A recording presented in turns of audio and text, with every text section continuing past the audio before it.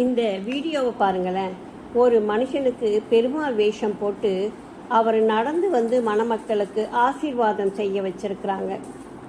கடவுள் சன்னதி எத்தனை பவித்திரமானது. அங்கே போக இவங்களால முடியலையாம். அளவு கடந்த பணம் பெருமாளையே வர வச்சுட்டாங்க. கல்யாணங்கிற பேரில் இன்னும் என்னெல்லாம் செய்வாங்கன்னு தெரியலை. பெருமாளையே கல்யாணத்துக்கு வர வச்சிருக்கிறாங்க. இதில் ஆணவம் தானே இருக்கும், பக்தியாக இருக்கும். வேஷத்தை கலைச்சிட்டா அவர் ஒரு சாதாரண மனுஷன் தானே. அது மட்டும் இல்லைங்க, நம்ம குடும்பத்துக்கே சம்பந்தம் இல்லாத ஒருத்தர். அவர் எப்படி மனசார ஆசீர்வாதம் செய்வார்? கொடுக்குற காசுக்கு கையை தலையில் வச்சுட்டு பெருமாள் மாதிரி போஸ் கொடுத்துட்டு போக போகிறாரு. கொடுமை கொடுமைன்னு கோயிலுக்கு போனால் அங்கே 2 கொடுமை ஜிங்கு ஜிங்குன்னு ஆடிச்சான். அது மாதிரியில் இருக்குது.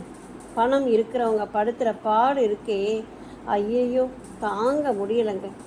இந்த காசுக்கு பணம் வசதி இல்லாத ஒரு பொண்ணுக்கு கல்யாணம் பண்ணி வச்சிருந்தா அந்த ஒட்டுமொத்த குடும்பத்தோட மனமார்ந்த வாழ்த்துக்கள் கிடைச்சிருக்கும். என்னத்தை சொல்ல. எப்படியோ நமக்கு ஒரு அருமையான வீடியோ கிடைச்சிருக்கு.